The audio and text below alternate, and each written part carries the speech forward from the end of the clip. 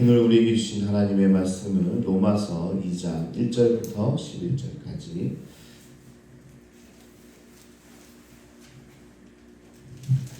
로마서 2장 1절부터 11절까지 우리 한 목소리로 봉독하겠습니다.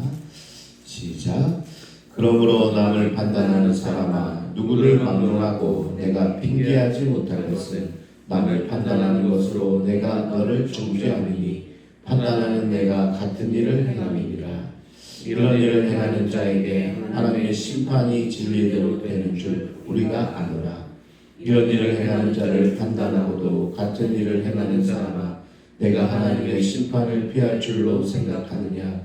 혹 내가 하나님의 인자하심이 너를 인도하여 회개하게 하심을 알지 못하여 그의 인자하심과 용납하심과 길이 참으심이 풍성함을 계시하느냐?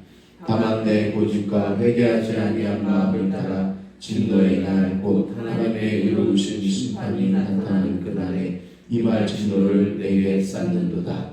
하나님께서 각 사람에게 그 행한 대로 보응하시되 참고 선을 행하여 영광과 존귀와 썩지 아니함을 구하는 자에게는 영생으로 하시고 오직 당을 지어 진리를 따르지 아니하고 불의를 따르는 자에게는 진노와 분노로 하시리라. 악을 행하는 각 사람의 영에는 혼란과 공고가 있으리니 먼저는 유대인에게요 그리고는 헬라인에게요 선을 행하는 각 사람에게는 영광과 존귀와 평강이 있으리니 먼저는 유대인에게요 그리고 헬라인에게라. 이는 하나님께서 외모로 사람을 취하지 아니하시니라. 아멘. 사랑하는 성도 여러분, 평안하십니까? 아멘. 어제 우리는 1장의 말씀을 들으면서 혹시 마음속으로 고개를 끄덕이면서 맞아, 세상이 참 악해, 탐욕이 가득해, 사기와 온갖 타락, 그러면서 저 사람들의 이야기로 또 그 사람들 심판을 받아 마땅해, 이렇게 남의 이야기로만 듣고 계시지 않았습니까? 당시 바울의 편지를 읽던 유대인들도 딱 그런 심정이었을 겁니다. 이거 그래, 저 이방인들은 참 그래, 이렇게 온갖 죄를 짓고 이렇게 생각을 했다는 거예요. 1장에서 이방인들의 타락의 목록을 쭉 들으면서 고개를 끄덕이고 박수치고 할렐루야를 외쳤을 거예요. 우리는 저런 사람들과 달라. 우리는 율법을 알고 안식일을 지키고 예배를 드리는 도덕적인 사람이야. 자, 솔직히 우리도 그렇죠. 뉴스에서 사건 사고를 보면 세상이 왜 이래 하면서 은근히 나는 저렇지 않아 라는 안도감을 느낄 때가 많습니다. 그런데 오늘 2장에 들어서자마자 바울은 박수를 치고 있던 그 사람들을 향해 이 자리에 앉아 계신 또한 우리를 향해 차가운 물을 확 끼얹는 겁니다. 정신 차려, 너한테 한 얘기야. 우리가 어제까지 그런 이야기를 들으면서 참 저렇게 살면 안 되는데, 부끄러운 삶을 살면 안 되는데, 그렇게 생각했다면 그 화살표가 누구한테 와요? 이제 다시 나한테 오는 거예요. 그러면서 나의 모습을 돌아보게 하는 거죠. 예수님의 탕자 비유를 한번 떠올려 보세요. 아버지의 제사를 가지고 집을 나간 이 둘째 아들이 허랑방탕해서 다 자기가 있는 것을 잃어버리게 되죠. 그런데 그 둘째 아들뿐만 아니라 집안에서 아버지의 명을 한 번도 어긴 힘이 없다고 했던 그 첫째 아들조차도 자기의 의에 빠져서 동생을 정죄하고 분노했던 아버지의 마음을 잃어버렸던 탕자였다라는 사실이잖아요. 우리가 한 주간 지난번 특별 새벽기도 때 탕자의 비유를 말씀으로 나눴었는데요. 잃어버린 아들은 둘째 아들뿐만 아니라 첫째 아들을 잃었다라는 이야기했죠. 그래서 이 타락한 인간들이 다 저기 이방인들, 예수 안 믿는 사람들이 아니라 예수 믿는 우리에게도 똑같이 적용될 수 있는 이야기가 되는 거죠. 바울은 지금 스스로 도덕적이고 종교적이라고 자부하는 우리 안의 마다들을 향해서 무서운 경고를 하고 있는 겁니다. 우리는 의로워, 우리는 주님 앞에 바르게 살고 있어 하는 우리 교인들에게, 성도들에게 하는 이야기가 바로 오늘의 말씀인 거죠. 1절입니다. 남을 판단하는 사람아, 누구를 막론하고 내가 핑계하지 못할 것은 남을 판단하는 것으로 내가 너를 정죄하리니 판단은 내가 같은 일을 행하였습니다. 판단하는 네가 너도 똑같은 일을 행하고 있다. 야, 너 어떻게 저렇게 부끄러운 삶을 살까 했는데 사실 우리도 그런 부끄러운 삶을 살고 있다는 거죠. 자, 이것을 잘 설명하는 비유가 있더라고요. 제가 오늘 찾아보니까 이렇게 설명하는데 참 손뼉이 쳐지더라고요. 우리 모두의 목에는요, 우리 목에는 보이지 않는 녹음기가 다 이렇게 목에 걸려 있대요. 생각해 보세요. 녹음기가 걸려 있는 거예요. 근데 이 녹음기가 평소에는 꺼져 있습니다. 꺼져 있는데 언제 딱 불이 들어오냐면, 켜지냐면 내가 다른 사람을 향해서 비판하고 정죄할 때 딱 저절로 녹음기가 켜진다고요. 남 욕할 때, 뒷담화할 때, 남을 뭐라고 할 때 뭐라고요? 내 목에 걸려있는 녹음기가 탁 켜지는 거예요. 아니, 집사라는 사람이 어떻게 저렇게 행동해? 사람이면 마땅히 저러면 안 되지. 교회 다니는 사람이 그것밖에 안 돼? 이 말을 왜? 전부 내 녹음기가 다 녹음을 하고 있다는 사실입니다. 그러니까 다 저장되어 있대요. 그리고 마지막 심판의 날에 하나님이요, 우리에게 무슨 십계명을 들이대지 않으시네요. 하나님이요, 무슨 생명책에 써있는 여러 행위가 아니라 딱 심판의 날에 쓰면 뭐 하시는 줄 아세요? 자, 그 녹음기 한번 들어보자. 그 재생 버튼을 딱 누르신대요. 그러면 자기가 했던 말들 있잖아요.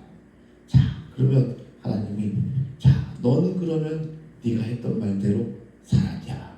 그걸 한번 보자. 하나님이 천국에서 그렇게 말씀을 하신다는 겁니다. 네가 평생 남에게 요구했던 그 기준대로 이제 너의 삶을 한번 평가해 보렴. 다른 집사 욕했던 거, 다른 성도 욕했던 거, 어떻게 그렇게 살 수가 있냐고, 그렇게 했던 대로 그럼 너는 살았냐? 녹음기를 한번 틀어보자. 그리고 너는 그렇게 살았는지 한번 보자. 여러분, 자신이 남에게 들이댔던 그 엄격한 잣대 앞에서 나는 당당합니다 라고 말할 수 있는 사람이 여기 한 명이라도 있을까요? 없죠. 저도 못합니다. 제가 남을 판단했던 대로 내가 살았다? 그렇게 자부할 수 없죠.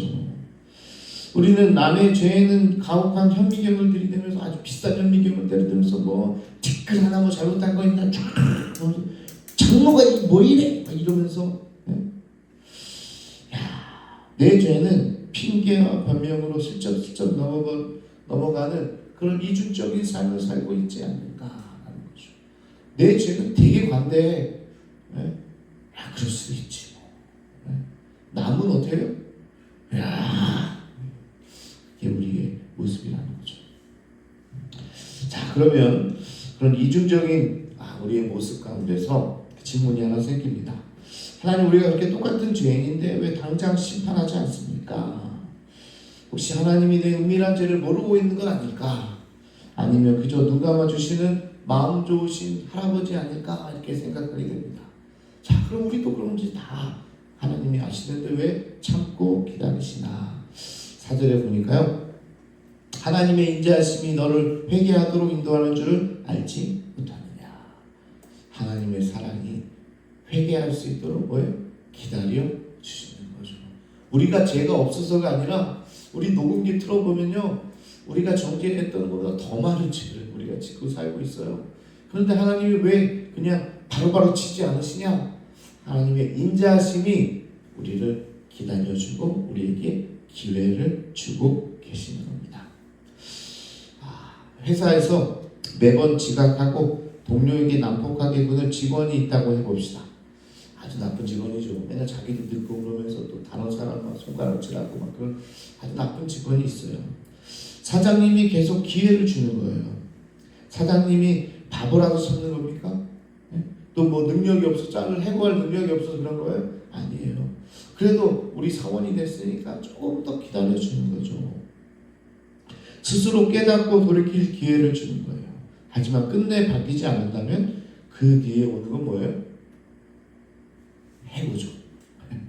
해고입니다. 그냥 끝까지 지켜보는 사장은 없어요. 하나님이 지금 침묵하는 것은 내 죄가 가벼워서가 절대 아닙니다. 내가 욕했던 그 사람보다 나은 삶을 살고 있어서 그런 게 절대 아니에요.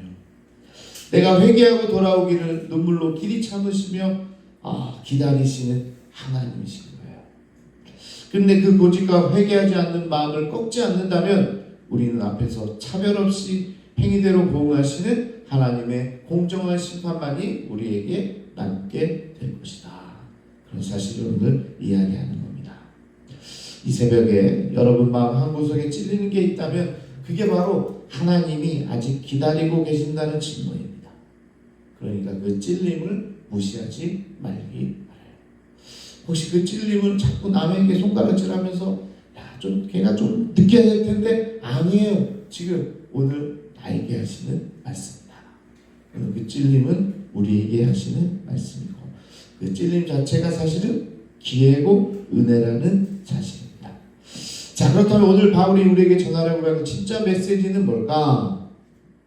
세상에서 손가락질 받는 방탕한 사람 못지않게 이 새벽에 나와 앉아있는 종교적이고 도덕적인 우리에게도 십자가의 복음이 뼈저리게 필요하다는 사실을 이야기하고 싶은 거예요. 왜 자꾸 우리를 가슴을 찌르게 하고 왜 우리를 이렇게 어떻게 보면 죄책감이 들게 하고 그러는가 보니까 결국 끝은 뭐예요? 너도 십자가의 복음이 필요하다. 아니 저 세례받고 구원받았는데요? 아니 그 십자가의 복음은 내가 매일 십자가 앞에 이렇게 찬양하는 것처럼 한번 내가 은혜 받고 내가 구원받았다는 사실로 십자가의 은혜가 이제 더 이상 필요 없는 존재가 아니고 내가 오늘을 살아가면서도 우리 성도들에게 가장 필요한 게 바로 이 십자가의 복음이라는 거예요.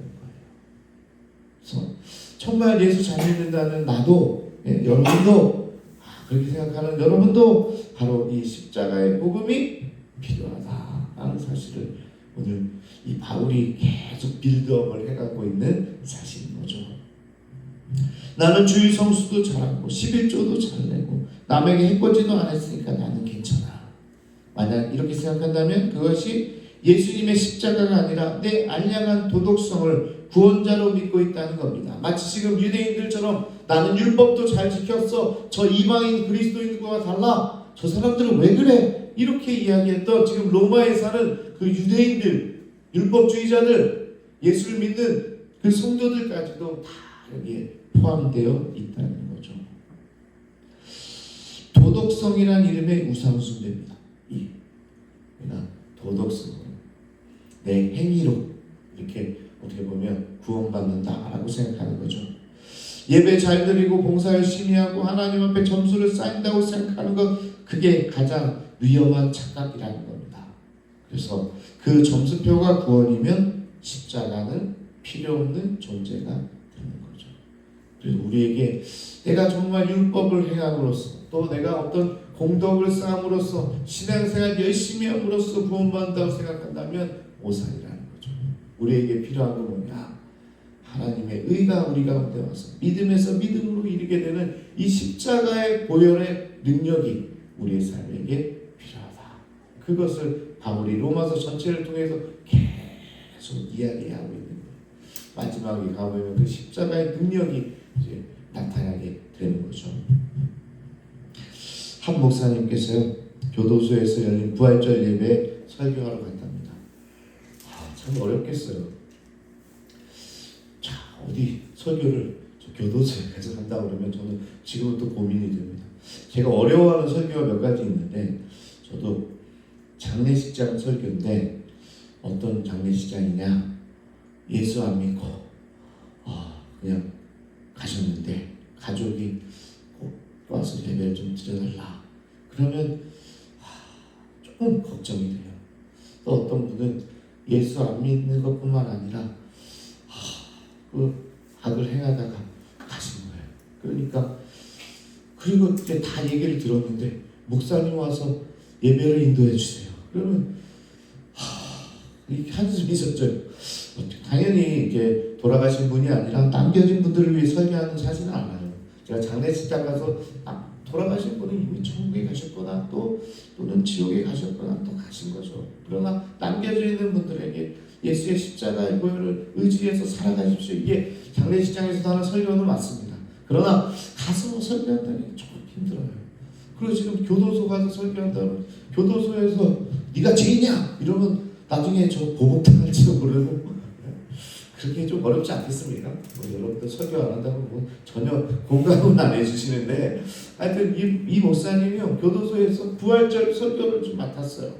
그래서 설교하러 가는데 거기 계신 분들 보니까 살인, 강도, 사기 온갖 죄를 지은 재소자들 앞에서 설교를 해야 되는 겁니다. 여러분 그분들은요 그 살기가 등등하고 말씀을 들을 준비가 안 돼 있는 분들이잖아요. 그분에게 어떻게 말씀을 전해야 되나 그렇게 생각하면서 이러려고 했다고 합니다. 여러분도 예수님을 믿으면 용서받을 수 있습니다. 예수 믿고 구원받으세요. 이렇게 저도 아마 이렇게 설교했을지도 모르겠는데 자 그런데 설교를 준비하면서 목사님 마음이 되게 불편했대요. 내가 저 사람들과 다른 게 뭐지? 목사님은 법을 어기지 않았을 뿐이지 마음속으로는 수없이 남을 미워했고 시기했고 탐심을 품었습니다. 녹음기에 저장된 것을 재생해보면 재소자들과 다를 바가 없었어요. 저 사람과 내가 다를 바가 없다. 결국 목사님은 원래 준비한 설교를 다 버리고요. 재소자들 앞에서 이렇게 이야기했답니다. 여러분, 저도 여러분들과 똑같은 죄인입니다. 다만 저는 감옥에 갈 만큼 용기가 없어서 마음속으로만 죄를 지었을 뿐입니다. 저와 여러분 다르지 않습니다. 저는 겁쟁이라 마음으로 사람들을 욕하고 정죄하고 마음으로 죽이고 그랬습니다. 그래서요, 여러분, 저와 여러분 모두에게 이 십자가의 은혜가 필요합니다. 여러분뿐만 아니라 저에게도 이 십자가의 은혜가 있어야 오늘을 살 수 있습니다. 야, 이렇게 설교를 하니까 그날 교도소 예배당에 앉아있던 제도자들 모두가 펑펑 눈물로 회개를 했다는 이야기. 울면서 주님 앞에 나갔다는 거죠. 여러분, 높은 곳에서 내려다보면요, 너희도 회개하면 용서받을 수 있어 이렇게 말하면요, 거기에 이런 눈물의 회개가 일어나지 않습니다. 이 도덕적인 의, 또 이 종교적인 의, 이걸 가지고는요 사람이 변하지 않아요. 똑같은 죄인의 자리에서 함께 십자가 앞에 무릎 꿇었기 때문에 이곳에 엄청난 회개의 은혜가 일어나게 되고 참된 십자가의 복음이 재소자들에게 들어갔다는 사실이에요. 이 말씀을 보면서 야, 그렇구나.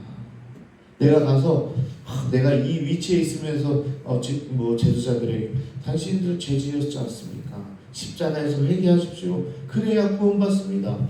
이렇게 설교했다면 이 말씀이 그들에게 꽂히겠습니까? 이게 아니라 저와 여러분 모두가 다 주님 앞에서 다 죄인입니다. 우리에게 십자가 복음이 필요합니다. 그래서 저도 오늘 아침에 새벽에 그 복음을 달라고 그 은혜를 달라고 기도하면서 여러분 이 자리에 왔습니다. 이렇게 말씀을 전해야 공감이 되고 그곳에 십자가의 은혜가 생기게 되는 거죠. 사랑하는 여러분, 이 새벽에 이 말씀을 정리하면서 남의 허물을 찾아내던 날카로운 현미경을 잠시 내려놓읍시다. 그러고 보면 우리에게 두 가지가 있네요. 하나는 녹음기가 있고 하나는 현미경이 있어. 그 현미경은 누구 보라고 만들어 주셨어요? 나를 보라고 만들었어. 너를 좀 봐라. 근데 그 현미경 갖고 다른 사람만 보고 있는 거야. 녹음기도요, 다른 사람 얘기할 때 막 틀어서 너 얘기해봐, 내가 녹음하고 있을게. 그러고 있는 거예요. 사실 누구를 위해서 준 거예요? 아니면 나 자신을 보라고 주신 거예요. 자, 그 현미경 내려놓고 대신 내 목에 걸린 그 녹음기를 한번 들어보세요. 기도하면서 들어보세요. 내가 남에게 들이댔던 그 잣대 앞에서 나는 어떤가? 내가 정말 그 잣대 앞에서 나도 부끄러운 사람이 아닌가? 내가 나보다 조금 낫다는 헛된 종교적 교만을 십자가 배후를 다 내려놓고 나를 살리실 분은 오직 예수 그리스도의 은혜뿐이며 은혜라는 사실 그렇게 고백하며 겸손히 주 앞에 엎드리면서 오늘 고난주간 셋째 날을 여러분 보내시기를 주님의 이름으로 축복합니다. 오늘 같이 기도하겠습니다. 오늘은 다른 게 아니라 내가 남들을 판단하고 정죄했던 그 녹음기 나에게 하시는 말씀이다. 우리가 그 잣대를 우리에게 들여다 놓으면 우리도 다 지옥에 갈 수밖에 없는 그런 죄인들이나 그런 사실을 우리가 깨닫기를 원합니다. 그러면서 우리에게 필요한 건 다른 게 아니라 십자가의 복음, 나를 위해서 죽으시고 사흘 만에 부활하셔서 나를 살려주신 그 은혜, 그 어떤 것도 비교할 수 없는 은혜, 그 은혜를 받았는데 뭘 좀 사명이 부담스럽습니다. 이렇게 한다고 그러면 못하겠습니다. 뭘 좀 한다고 그러면 안 하겠다고 그렇게 할 수 있습니까? 예? 이 십자가의 은혜를 받았는데 그 은혜를 받았는데 예수 전하다가 욕 좀 먹으면 어떻습니까? 내가 조금 힘들어도 주님의 영광을 위해서 못할 게 뭐가 있습니까? 이 어마어마한 십자가의 은혜를 우리가 받고 살았는데 우리가 할 말이 뭐가 있어요? 오늘 그 십자가의 은혜를 바라보면서 그 잣대를 내게 좀 돌이키고 내가 주님 앞에서 그래도 부끄럽지 않은 삶을 살게 해달라고 십자가의 은혜, 복음의 은혜를 달라고 이 시간 우리 주여 한번 부르시고 함께 통성으로 기도하겠습니다. 주여